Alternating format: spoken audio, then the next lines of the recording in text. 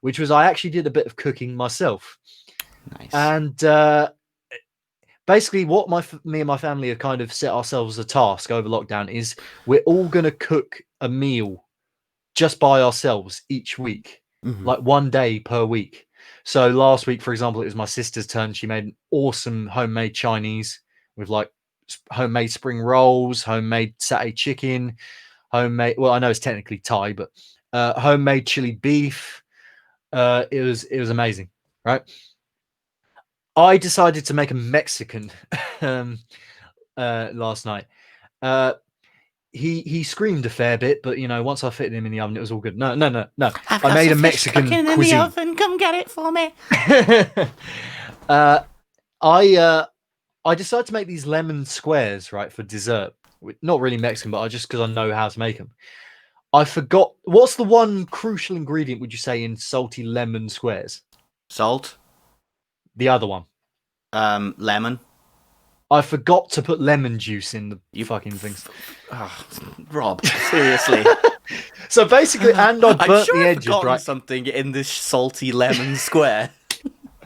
So basically, what I ended up with were squares, right? And they were slightly burnt as well. They weren't even that salty. I just ended up with squares, right? Yeah. So yeah, that is my. I mean, it was Friday the 13th. In fairness, so obviously I deserved a bit of, non-luck. Well, I think in our household we, when we were in the first flat, that was the first flat that we lived together in. We, it was fresh, making like new curry or pasta or anything like that. But now we're like eager to make new things. A few months ago, we started with jambalaya. Chicken jambalaya with chorizo in it, and it's like one of my favorites. We've had like carbonara, pasta bake sort of stuff. If we're having a loss of appetite sort of meal, it'll just be jack potato and tuna, but mixed in with mayonnaise. But when I'm asked to make a cooked breakfast and Katie says, "Can you put a poached egg in it?" I feel like the ground is going to swallow me up. Do you not know how to do a poached egg? I have looked online, but no matter how much of the instructions I follow, it just always comes out really shocking. Like I put vinegar in there, I swirl it, make sure that the water is simmering so it's not too hot so that the egg stays in. But it what sort of vinegar? Balsamic or like normal? Malts. Malt vinegar. Oh no. Oh, is it balsamic? I prefer balsamic. Oh, they didn't say which. They just said put vinegar in there. I'll tell you what, we'll probably have to dedicate a future podcast to all of my food gripes because I'm the fussiest person in the whole world. Maybe we'll do a podcast where my camera is set up in the kitchen and I'm showing you how to cook. KB's cooking hour. And then just the bacon spitting me in the face, and I go up to the camera all red faced like, "So how's everyone doing?" I used to cook two things whilst I was at uni. The whole time I was there, right? Fajita chicken and bacon and eggs. Oh, That's it. That's all I knew how to cook from scratch, right? That essentially, I always bought like frozen, chicken or frozen chips or whatever. I would never go out of my way to cook anything. Hence why I struggled a bit last night. I don't know how you were with cooking at uni. I was very good at emptying the can of beans and putting it in a bowl in the microwave. Deli Alley, yeah. Well, except I only did that in uni and not now because Katie would prefer to use the stove for that or not minimal beans at all. So at UKC you lived on beans. Beans was one of the things. I had some weird food combinations like beans and noodles. Why are you crying?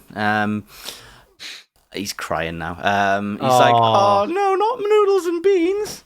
Do you want to bring him up just quickly? Does he? If you can. I'm not sure. Does he want to go to the toilet? No, he wants to sit down. Do you want to sit down? Lie down. KB's dog. Teddy bear, come up. No, yes, maybe. No, just licking your cock. Okay. Anyway, moving on. So, what was your kitchen like at uni? Did you have one of those kitchens that was kind of ramshackly built just for student purposes, or was So it? I moved from place to place. I started in Rutherford. Mm, I did not like it one bit. I like in terms of just the layout and things like that. Like I had a decent sized room and it had a sink and stuff, but that bloody kitchenette was just absolute. Thank you for banning him, by the way. no worries. Um, I just banned the bot in chat whilst he was. Yeah, yeah. carry on. So it was like it just had no microwave and stuff. There was catering and stuff like that downstairs. It was kind of like a B&B, but I think I then moved to Parkwood, and I was in one of the 6-bedroom houses and in the corner as well, and I was just like, right, I am set. Oh, love Parkwood. That was my first halls. Well, I say halls. It was a house. Yeah. The only Right opposite Woody's and Woody's. Did you ever get like the stack burgers that they had? I remember when Nah. there was one time when we all went to, because it's pretty much like an American themed bar, isn't it? Woody's, like Southern American, and they have those burger stacks. And when we came out of an exam to have lunch, this guy on another table ordered like a 10-stack chicken burger or burger. Oh. And like his friends just left him at the table while he'd only finished half of it. He must have been very hungover, I tell you. No, they've completely changed Woody's now. It's completely different. They've basically they took it down. They demolished it completely and just rebuilt it. And I was really sad about that, because it was always a great place to hang out, watch the football, when you're a student. But yeah, Hall's first year wasn't bad. The house I eventually ended up moving towards. One day when I was cooking it was like that bit in Top Gear where they open the door to the car and the door is actually still there. I was opening the door to the oven and the exoskeleton of the door came off in my hand. Oh. And it was kind of a bit not built superbly. No, we say. I just like it was always that case. You'd always get that one of your flatmates would always be the one to leave the fork in the microwave when they heat something up, and wonder why. Why would they do that? And then wonder why someone left a sparkler in the microwave. And I was like, that's not a sparkler. I think like because I had some friends in Tyler Court as well, and it was just weird, because like Rutherford was really cheap. Tyler Court was right next to it, but quite expensive. And then I think, was it Keynes was the most expensive? Because it was. Oh, I don't know. It was the one near the bus stop. I think so. Yeah. Yeah, no, I don't know. But then Parkwood was like run of the mill kind of price, like it was, and for I like houses and Parkwood. stuff. I love Parkwood so much. I just remember there was a massive water balloon fight between all the houses in Parkwood in first year at one point, and. Did you actually have a dishwasher when you eventually moved into houses, or did you have to do all your own washing? No, I still had to do my own washing up. Sadly, it was a weird moving in situation. I remember we were going to what's that? Is it Hale's Place? It was the place that everyone made fun of, that street. Oh yeah, Avenue. no, guess what? I lived in Hale's Place. But I was gonna say, like, there's that part of Hale's Place, like that was the place in Canterbury where the infamous cannibal lived. There was a cannibal there. Yeah, cannibal lived in Hale's Place. Oh wow, I can't count the amount of walk of shames I had to do from Hale's Place, but that's for another day. That's for another day. Yeah, no, there was like a really nice house on like the better side of Hale's Place. It was on a hill, and it was a 6-bedroom house, £340 a month per person, including gas, electric, internet, and one of my friends was hesitating on it because one person didn't want to put the foot in for the bill because it was on a hill and it wasn't near a bus stop. How bloody pedantic could you get? Like, you've got all that stuff, and then later on says, who else would be happy to, like, spend, up to a maximum of $450 per month on a house? I'm like, what? No! Yeah. Well, I mean, I basically, with my house, I just decided to stay there for the last 2 years. Yeah. First year I was obviously on campus. Following 2 years, I don't know. Like I feel like I made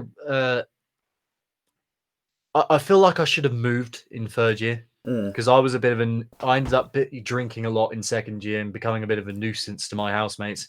Oh, And they really? were having a bit of a go at me, I was a for nuisance to other people's houses, to be honest. But yeah. But what can you do?